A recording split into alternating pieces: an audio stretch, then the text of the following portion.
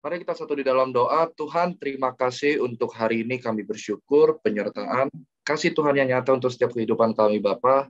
Hari ini kami akan mendengarkan firman Tuhan.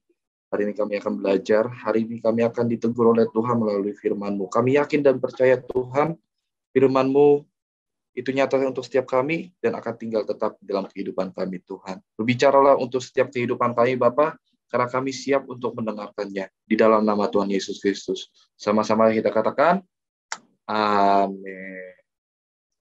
Oke, shalom semuanya. Shalom teman-teman. Boleh di-on kameranya aja, di-on cam-nya supaya kita bisa berinteraksi dengan nyaman ya. Jadi, perkenalkan nama saya Daniel Bulo. Saya kebetulan saya melayani di GBI Glow Fellowship Center, tepatnya di Jakarta. Dan hari ini saya dipercayakan oleh hambanya dari Daniel untuk membagikan sedikit firman Tuhan untuk setiap kehidupan kita masing-masing. Oke? Mari kita buka Alkitab kita sama-sama. Sebelum itu kita akan membahas mengenai kekuatan doa di tengah badai. Oke? Kekuatan doa di tengah badai. Siapa di sini yang suka berdoa? Saya boleh angkat tangannya mungkin atau boleh ya dikasih omen-tikernya. Kita harus tahu dan mengerti dulu apa itu doa, dan kita harus mengerti dulu kenapa kita punya kekuatan di dalam doa. Oke, kita buka sama-sama Ayub 1 ayatnya yang ke-20 sampai ke-22. Kalian boleh lihat di screen kalian masing-masing. Ayub 1 ayat 20 sampai ke-22. Oke, demikianlah firman Tuhan. Maka berdirilah Ayub, lalu mengoyakkan jubahnya dan mencukur kepalanya. Kemudian sujudlah ia dan menyembah. Teman-teman, hari ini kita harus mengerti dulu kenapa Ayub sampai melakukan hal ini. Oke? Kalau kita baca di dalam Ayub pasalnya yang pertama, kita tahu bahwa Ayub itu adalah orang yang kaya, orang yang cukup dermawan, orang yang kudus dan suci hatinya. Tetapi karena ujian daripada Tuhan melalui iblis, makanya dia menderita. Apa penderitaannya? Kekayaannya habis, ternaknya habis, anaknya meninggal, dan banyak orang-orang yang meninggalkan dia. Tetapi di sini di ayat 20 dikatakan, maka berdirilah Ayub, lalu mengoyak jubahnya dan mencukur kepalanya, kemudian sujudlah ia dan menyembah. Apa artinya mengoyak jubahnya dan mencukur kepalanya? Mengartikan bahwa dia datang kepada Tuhan dalam keadaan bersih. Oke? Ini yang harus kita mengerti, ini yang harus kita pelajari, bahwa ketika kita datang kepada Tuhan, kita harus datang dalam keadaan bersih. Oke? Apakah di zaman sekarang kita harus cukur rambut dulu datang ke Tuhan? Tidak. Bukan begitu konteksnya, tetapi di dalam hati kita harus bersih, di dalam pikiran kita juga harus bersih. Kita lanjut di ayatnya yang ke-21. Katanya, dengan telanjang aku keluar dari kandungan ibuku, dengan telanjang juga aku akan kembali ke dalamnya. Tuhan yang memberi, Tuhan yang mengambil, terpujilah nama Tuhan. Ayatnya yang ke-22 dikatakan, dalam kesemuanya itu, Ayub tidak berbuat dosa dan tidak menuduh Allah yang kurang patuh. Oke? Hari ini, teman-teman, kita harus belajar dari keadaan Ayub. Mengapa? Bahwa seringkali ketika kita dihadapkan permasalahan di dalam kehidupan kita, seringkali kita mudah jatuh. Makanya di dalam pendahuluan saya mengatakan seperti ini, tidak ada seorang pun di dunia ini, ingat, tidak ada seorang pun di dunia ini yang tidak pernah menghadapi permasalahan yang begitu hebat di dalam hidupnya. Oke? Siapa di sini selama seumur hidupnya tidak pernah mengalami permasalahan? Ada? Kalau yang enggak, kalau memang ada, berarti Anda bisa langsung masuk surga saja. Karena di dalam dunia ini masih banyak penderitaan. Di dalam dunia ini masih banyak tantangan. Makanya saya mengatakan di dalam pendahuluan saya, tidak ada seorang pun di dunia ini, oke? Seorang pun di dunia ini yang tidak pernah menghadapi permasalahan yang begitu hebat di dalam hidupnya.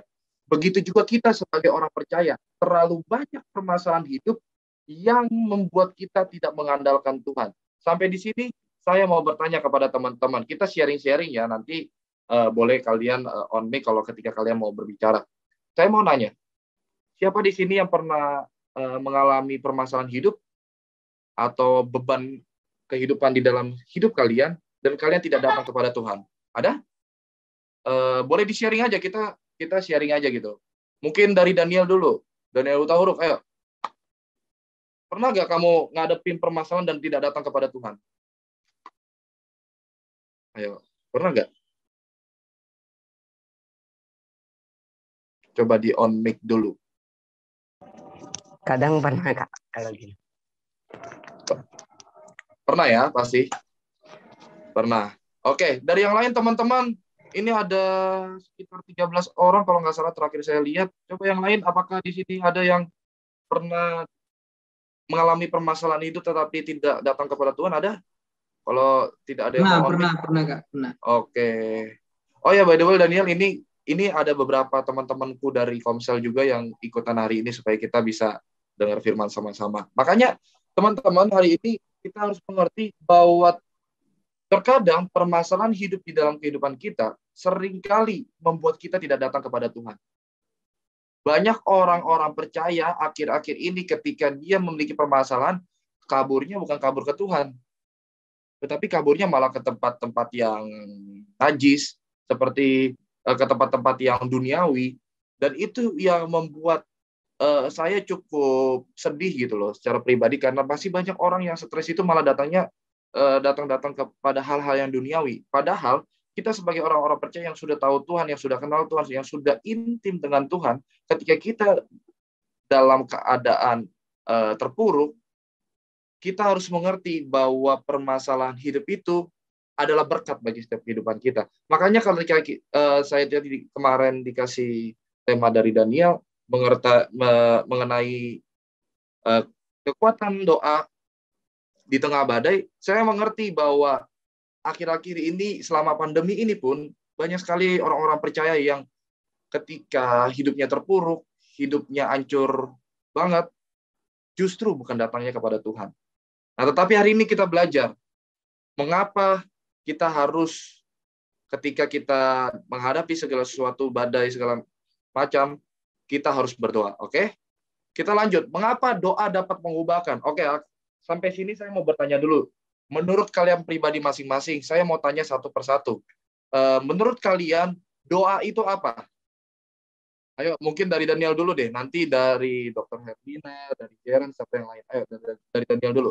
Menurut Daniel, doa itu apa? Pengertiannya, coba. Mana Daniel nih? Atau mungkin dari kakak Dr. Herlina, menurut kakak, doa itu apa, Kak? Kalau shalom semuanya teman-teman, kalau aku pribadi, doa itu di mana kita punya hubungan atau kita berbicara sama Tuhan lebih intim. Jadi makanya aku selalu percaya sama Tuhan itu kuasa doa itu lebih dahsyat. Kemarin waktu 2 hari yang lalu atau 3 hari lalu atau 2 minggu yang lewat gitu ya, ada salah satu teman aku pribadi itu yang dimana ayahnya koma. Terus teman aku yang lain bilang kalau dia ini papahnya udah nggak akan hidup lagi. Dan jujur, aku marah sama teman aku yang satunya. Dan aku bilang begini, Kak, kamu bukan Tuhan. Karena di sini aku meyakini kuasa Tuhan itu lebih dahsyat. Makanya aku kenapa setiap aku melayani pasien di ruang rawat ICU, aku mengatakan sama keluarga-keluarga pasien, Ibu tolong doakan Bapak ini, atau ada pendeta atau siapapun yang bisa membantu. Nah, begitu juga teman aku yang online sana, aku bilang, tiap hari kamu terus bergumul, berdoa sama Tuhan, aku yakin satu saat nanti Bapak kamu akan sadar. Karena kalau kita mengimani kuasa Tuhan, kita imani doa itu lebih dahsyat, apapun dikalahkan oleh Tuhan. Jadi makanya aku selalu bilang sama dia dan sama tim aku tuh mengatakan gini, jangan putus asa untuk berdoa sama Tuhan. Itu aja sih kalau aku pribadi gitu. Oke. Mungkin dari Jaren, coba Jaren, menurut kamu Jaren, doa itu apa Jaren? Kalau menurut saya sih simpel sih Kak. Doa itu komunikasi aja dengan Tuhan. Jadi kita diberikan kemudahan untuk berkomunikasi dengan Tuhan. Oke. Gitu Coba aja. kalau dari Shirley Rika, ya, coba boleh di on mic-nya dulu. Menurut Kak Shirley ini doa itu apa? Boleh di open mic-nya dulu. Karena saya akan tanya satu persatu karena ini sangat penting. Oke, silakan. Kalau menurut Shirley sih Kak, itu salah satu cara berkomunikasi dengan Tuhan, sama sih kayak Kak Jeren tadi. Makasih Kak. Oke, ya. Coba kalau dari Christine Yosepin, ayo Cepin. Menurut Ocepin sendiri doa itu apa Ocepin?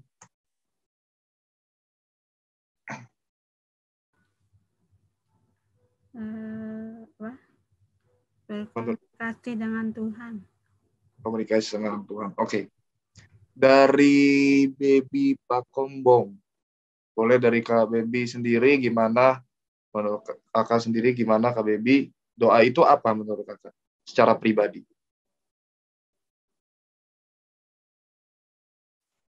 Silakan on. Ya. Gimana? Alat untuk berkomunikasi dengan Tuhan, Kak. Oke. Kalau dari Kakak Gracia, ya dari Kak Gracia, coba untuk Kakak doa itu apa? Kalau menurut aku sama seperti yang tadi juga, kalau berdoa itu adalah bentuk kita berkomunikasi dengan Tuhan. Oke.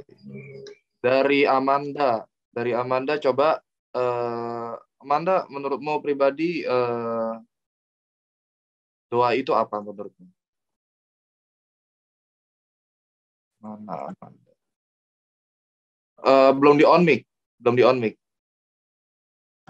Doa itu komunikasi kita sama Tuhan, dan doa itu harus dengan secara rutinitas dan intens, karena itu hubungan yang penting dengan Tuhan. Oke. Aku jalan dulu ya guys. Ya. Kalau dari Helena, gimana Helena? Menurut Helena sendiri doa itu apa?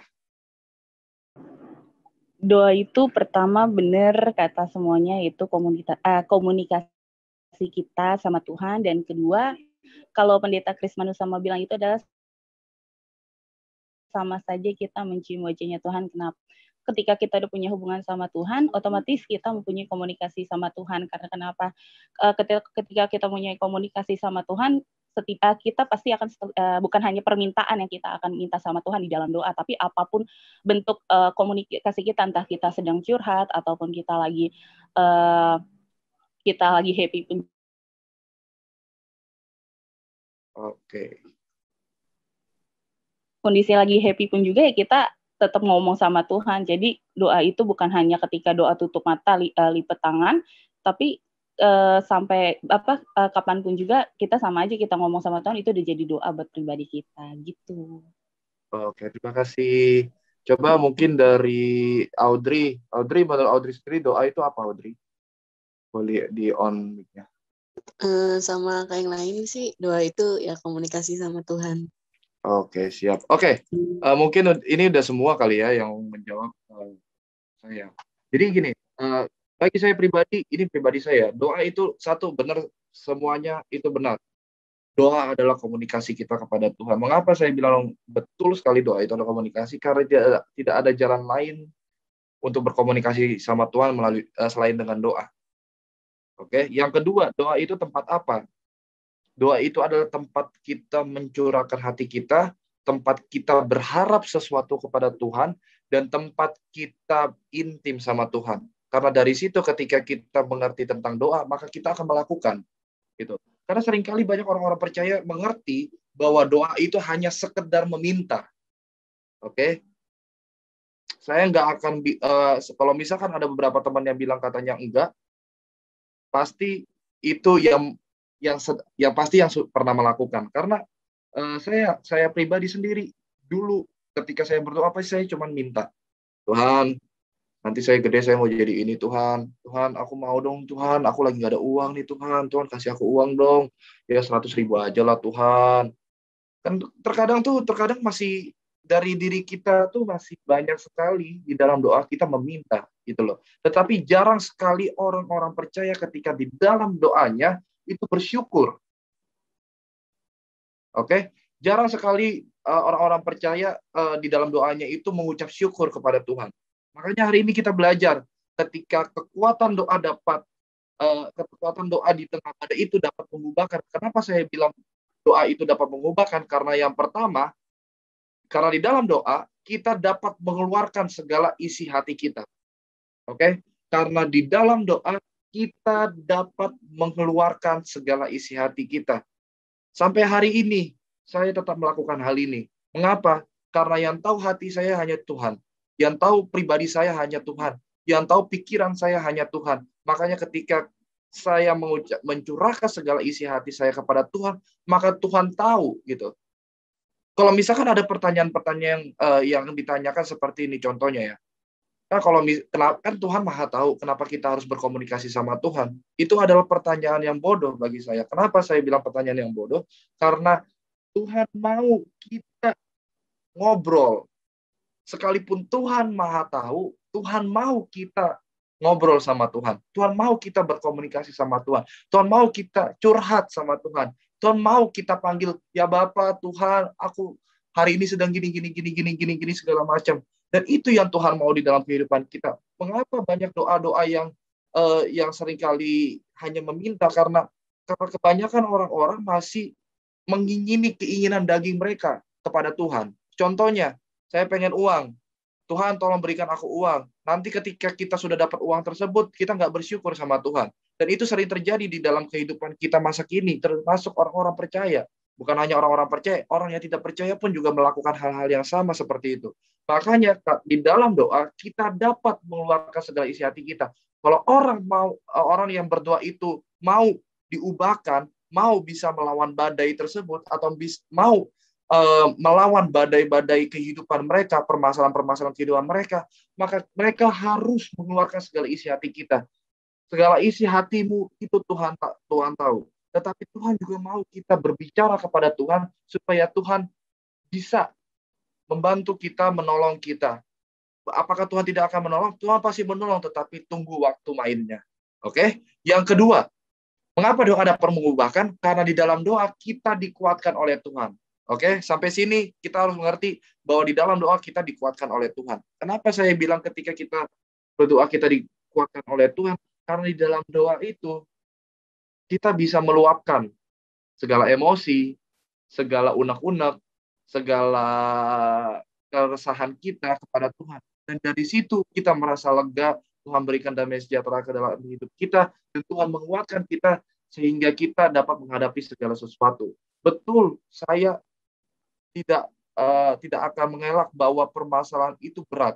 Nggak akan berat gitu loh. Permasalahan itu pasti berat di dalam kehidupan kita. Permasalahan itu selalu membuat kita down, membuat kita jatuh, membuat kita terpuruk. Tetapi percayalah ketika kita berdoa, kita dikuatkan oleh Tuhan. Karena doa itu bisa menguatkan setiap kehidupan kita. Tadi kalau dari kesaksiannya Kak Shirley tadi, kita harus mengerti bahwa ketika kita mengandalkan Tuhan, ketika kita berdoa kepada Tuhan, maka kita akan mengerti dan kita akan dikuatkan oleh Tuhan. Karena dari situ ada pengharapan di dalam setiap kehidupan kita. Oke, teman-teman, yang terakhir. Biasanya yang terakhir nih pada demen nih. Oke, yang terakhir. Mengapa doa dapat mengubahkan? Karena di dalam doa kita memiliki pengharapan yang besar di hadapan Tuhan. Siapa di sini yang punya pengharapan yang besar kepada Tuhan? Boleh dikasih raise hand-nya lah, nggak apa-apa. Siapa di sini yang memiliki pengharapan yang besar kepada Tuhan? Kalau kalian nggak punya pengharapan, justru saya bertanya-tanya nih. Kalau kalian nggak punya pengharapan kepada Tuhan, saya justru bertanya-tanya. Kok nggak punya pengharapan ya? Nah, tetapi kita belajar mengapa doa dapat mengubahkan, karena di dalam doa kita memiliki pengharapan yang besar di dalam Tuhan. Contoh, Ayub.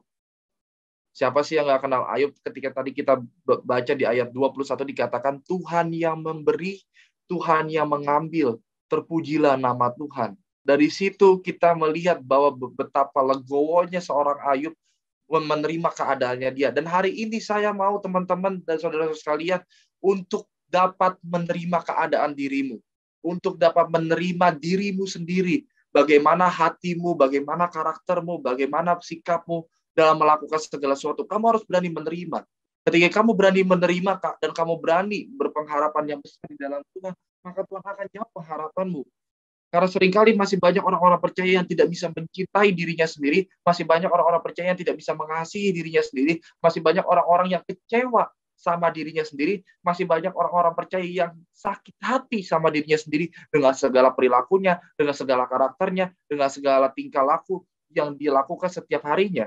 Dan hari ini teman-teman, saya mau mengingatkan kepada teman-teman, ketika kita mau diubahkan melalui doa, kita harus mengerti ketiga hal ini.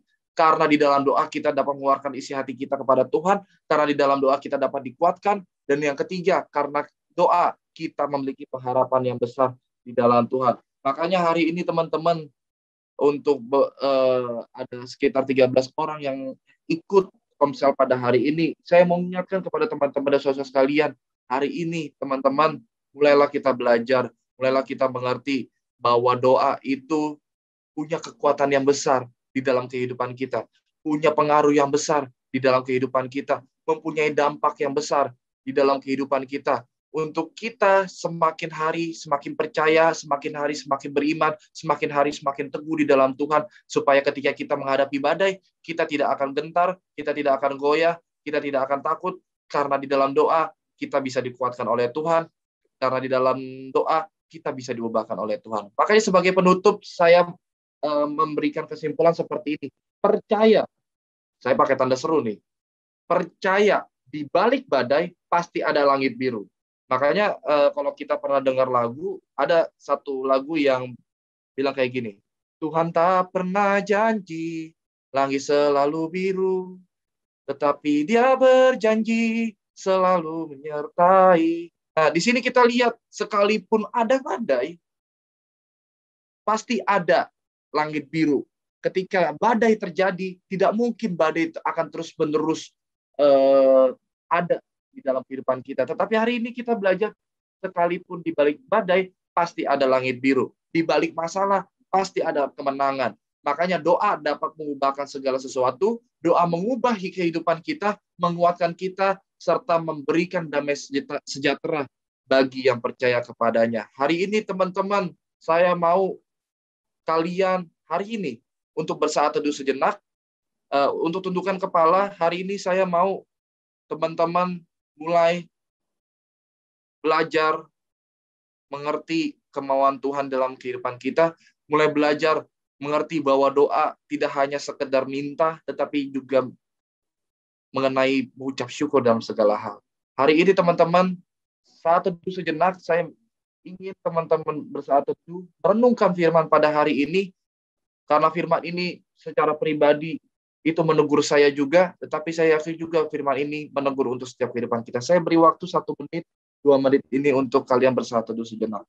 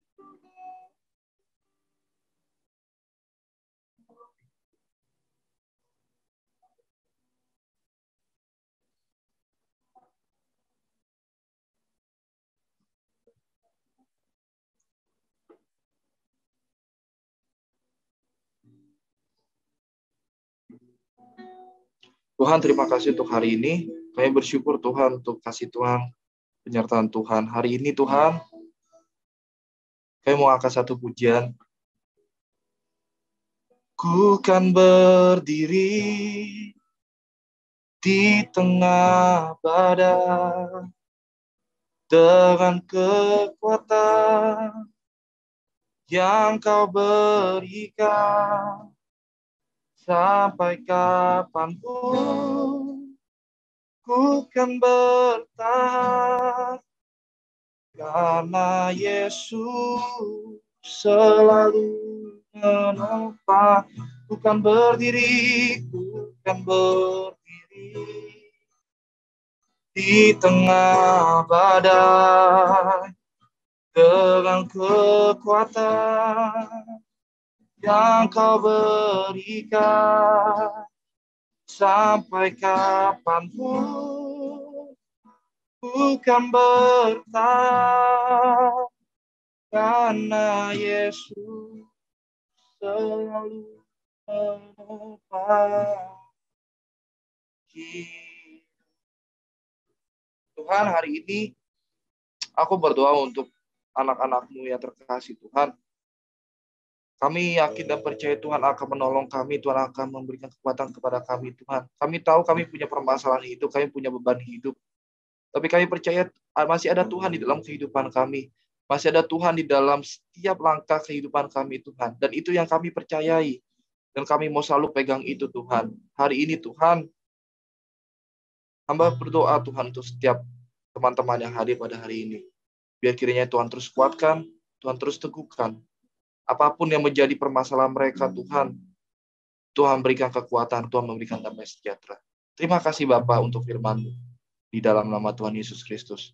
Kami sudah berdoa ucap syukur. Sama-sama kita katakan, amin.